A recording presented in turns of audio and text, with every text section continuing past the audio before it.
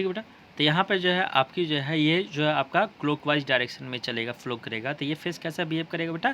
तो ये फेस जो होगा आपका साउथ पोल की तरह से बिहेव करेगा, और ये फेस कैसा बिहेव करेगा? तो ये फेस जो होगा आपका नॉर्थ पोल की तरह से बिहेव करेगा, ठीक है। अगर इसी फेस में आपकी जो है आपकी जो है करंट फ्लो करती है एंटी क्लॉकवाइज में, ये राइट टू लेफ्ट की तरफ सर्कल में मूव कर रहा है, तो इस प्रकार से ये फेस नॉर्थ पोल हो जाएगा और ये फेस कैसा हो जाएगा? साउथ पोल हो जाएगा। ये चीज़ कहता है। और करंट जो होती है आपके फेस में सर्कुलर वायर में जो होती है फ्लो करती है किस में? एंटी क्लॉकवाइज डायरेक्शन में। तो इस प्रकार से जो होगा आपका सर्कुलर वायर का जो फेस होगा वो नॉर्थ पोल की तरह से बिहेव करेगा, ठीक है। और जो नॉर्थ पोल की तरह से बिहेव करेगा तो इसका अगला जो हिस्सा होगा वो साउथ पोल की तरह से बिहेव करेगा। Magnetic field pattern due to solenoid, solenoid के द्वारा जब मैग्नेटिक फील्ड पैटर्न किस प्रकार से होता है? Solenoid is long coil of containing large number of close turn of insulated copper wire. Solenoid क्या होता है बेटा? तो सोनोइड जो होता है आपका एक लॉन्ग क्वाइल होता है, लॉन्ग क्वाइल, ठीक है, एक लंबा सा क्वाइल होता है जिस पे आपके बहुत सारे जो है आपके इंसुलेटेड क्लोज टर्न होते हैं। किसके? क्लोज टर्न यानी क्लोज घुमावदार उसमें टर्न्स होते हैं। किसके होते हैं? तो इंसुलेटेड कॉपर वायर के होते हैं। मैग्नेटिक फील्ड पैटर्न जो आपके सोनोइड के द्वारा प्रोड्यूस की जाती है बिल्कुल जस्ट लाइक दैट आपका बार मैग्नेट की तरफ से होता है। मीन्स दैट इसमें भी आपकी जो है magnetic field line exit out होती है नॉर्थ से, और इंड कहाँ पे करती है? साउथ में। जबकि सोनोइड के अंदर वो जो है आपके फ्लो करे कैसे? तो जब वो जो नॉर्थ से साउथ में गई हैं तो फिर साउथ से होकर नॉर्थ में आएंगे, तभी तो नॉर्थ से साउथ जाएंगी। तो सिंपल सी बात है कि सोनोइड के अंदर जो होकर डायरेक्शन होता है वो कैसा होता है? तो वो जो आपका होता है साउथ टू नॉर्थ का। दूसरी चीज़ कि यहाँ पर मैग्नेटिक फील्ड लाइन जो होता है सोनोइड के अंदर जो होते हैं एक दूसरे के पैरेलल होते हैं। इसका मतलब ये है कि यहाँ पर सोनोइड के अंदर बनाया गया मैग्नेटिक फील्ड जो आपका फील्ड होता है वो यूनिफॉर्म होता है, ठीक है, क्योंकि वहाँ पे मैग्नेटिक फील्ड लाइन एक दूसरे के पैरेलल हैं। तो इस बात का आप ख्याल रखेंगे। तो यहाँ पे हमने देखा कि मैग्नेटिक फील्ड जो होता है सोनोइड के द्वारा प्रोड्यूस किया जाता है तो किस कैसे जैसा होता है? बार मैग्नेट के जैसा। बार मैग्नेट जिस प्रकार से मैग्नेटिक फील्ड आपका जो है पैटर्न बनाता है, जैसे कि आपने देखा था, ये फिर हम दिखा देंगे बार मैग्नेट का।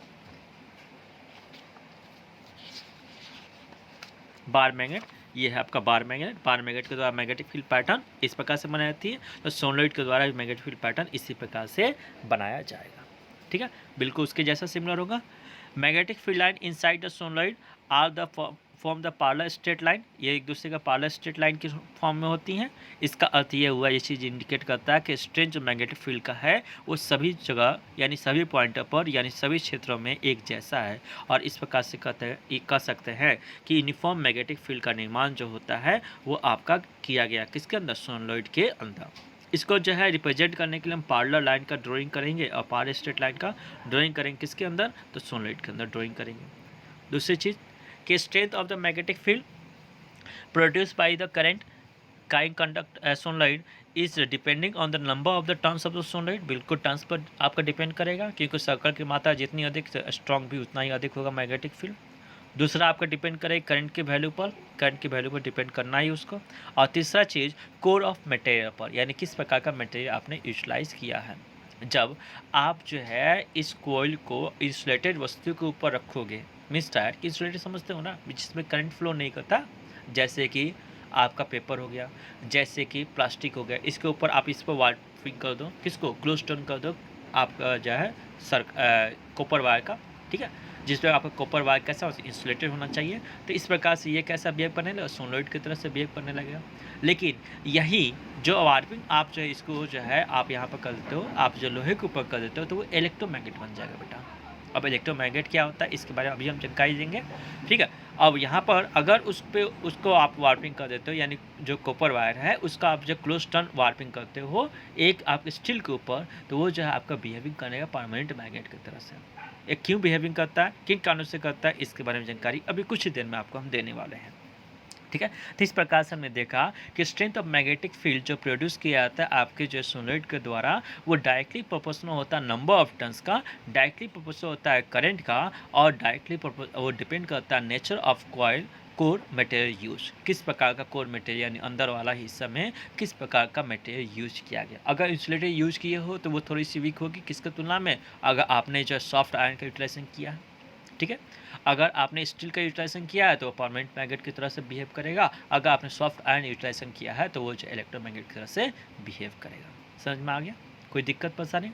तो आपने यहाँ पे क्या जानकारी किया, आपने जानकारी किया सोलेनोइड क्या होता है। सोलेनोइड बेटा क्या है, तो लॉन्ग कॉइल है, लॉन्ग कॉइल है जिसमें insulated close turn of the insulated copper wire उसमें होते हैं, ठीक है, जिसके वार्पिंग हम लोग जो है आपके इंसुलेटेड ऑब्जेक्ट के ऊपर की जाती है। और दूसरी चीज़ आपको ध्यान रखना है, जिस वायर का आप वहाँ पर वार्पिंग करने जा रहे हो उसकी लेंथ इस सर्कुलर जिस वस्तु के ऊपर आप इस पर वार्पिंग करने, जैसे मान लो कि आप इसके ऊपर वार्पिंग करने जा रहे हो इस पेन के ऊपर, तो इस पेन के ऊपर वार्पिंग करने जा रहे हो तो इस पेन का जो डायमीटर है, ये डायमीटर है, डायमीटर से बड़ा होना चाहिए कम से कम वायर का लेंथ जो सा होना चाहिए वो इस आपके जो है ये जो आपका सर्कल है ना, इस सर्कल के डायमीटर से बड़ा होना चाहिए मिनिमम, ठीक है, तभी जाके सोलेनोइड जो है आपका बनकर तैयार होगा, ठीक है।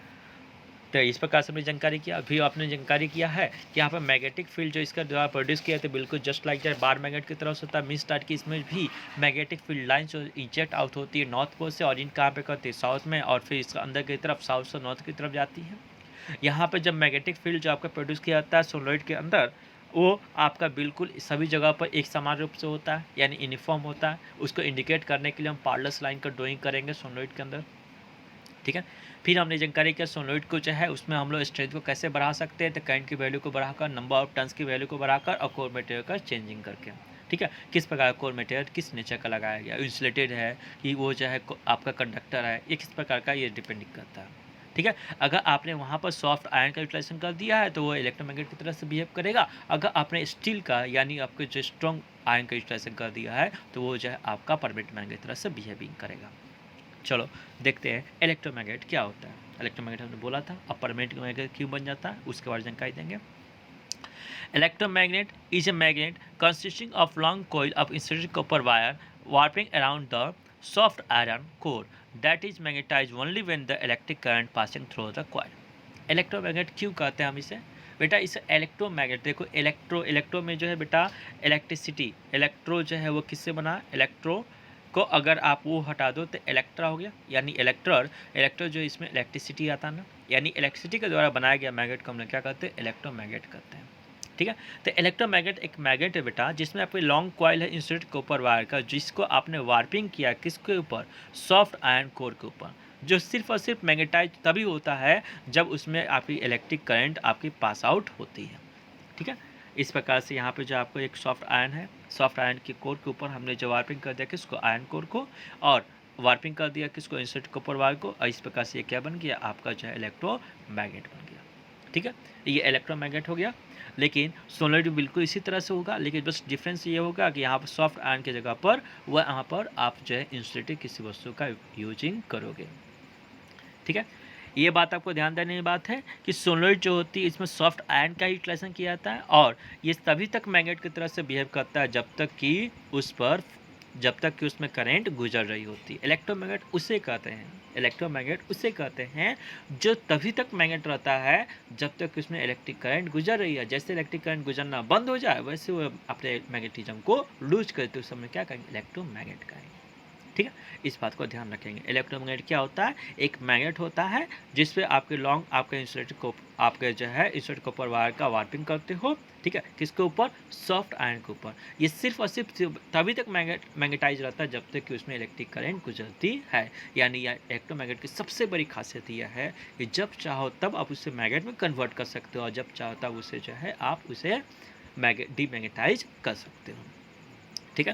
तो इस प्रकार से हमने देखा कि यहाँ पर जो है सोलेनोइड जो होता है वो सॉफ्ट आयरन उसके अंदर मौजूद रहती है, और वो तभी तक मैग्नेट की तरह से बिहेव करता है जब तक कि उसमें करंट फ्लो करती है। अगर हम उस करंट की वैल्यू को बंद कर दे, करंट उसे फ्लो करना बंद कर दे तो सोलेनोइड में, तो यहाँ पर जो है कोई भी आपका सोलेनोइड जो मैग्नेट की तरह से बिहेव नहीं करेगा, और सारी मैग्नेटिज्म जो होगी वो आपकी लूज कर जाएगी, डिसअपियर हो जाएगी जैसे करंट ऑफ किया जाएगा। एक बहुत ही इंपॉर्टेंट पॉइंट है, ठीक है, कि आयरन पीस जो आपकी जो इंसाइड की जाती है कोयल के अंदर, वो जो स्ट्रॉन्ग इलेक्ट्रोमैग्नेट आपके बनाती है। अगर कोयल में जो है इलेक्ट्रोमैग्नेट की जगह पर आप सॉफ्ट आयरन के यूज करते हो तो ये तभी तक मैग्नेटाइज रहती है जब तक कि उसमें करंट आपकी गुजरती है, ठीक है। स्विच अप करने के साथ ही साथ मैग्नेटिज्म समाप्त भी हो जाती है। जबकि दूसरी तरफ अगर आप स्टील का यूटिलाइजेशन कर देते हो, ठीक है, मजबूत लोहे का यूटिलाइजेशन कर देते हो, तो ये इलेक्ट्रोमैग्नेट जो होता है, स्टील जो होता है अपने मैग्नेटिज्म को करंट को बंद होने के बावजूद भी नहीं लूज करता है, और इस प्रकार से क्या बन जाता है, परमानेंट मैग्नेट। यानी जब चाहता है उसे मैग्नेट में आप कन्वर्ट नहीं कर सकते हो, जब चाहता है उसे डीमैग्नेटाइज भी नहीं कर सकते हो। यही कारण है एक क्वेश्चन, बहुत ही इंपॉर्टेंट क्वेश्चन पूछा जाता है, why do we not use the core material of the electromagnet as the steel. Means that कि यहाँ पर हम लोग क्यों नहीं कभी भी हम जो है इलेक्ट्रोमैग्नेट के कोर मटेरियल के तौर पे स्टील का यूटिलाइजेशन करते हैं। क्यों नहीं करते हैं बेटा? इसलिए नहीं करते हैं क्योंकि स्टील जो होता है डीमैग्नेटाइज नहीं हो पाता है जब उसमें करंट फ्लो करना बंद होता है, क्योंकि जैसे ही करंट फ्लो कराते हैं वैसे वो स्ट्रॉन्ग मैग्नेट है, स्ट्रॉन्ग आपका आयरन है, इसके कारण वो मैग्नेटिज्म की प्रॉपर्टी हायर होती है और वो जो है एक परमानेंट मैग्नेट की तरह से बिहेव करना शुरू कर देता है। ठीक है, तो इस टॉपिक को आप ध्यान रखेंगे, ये वेरी वेरी इंपॉर्टेंट टॉपिक है आपके लिए।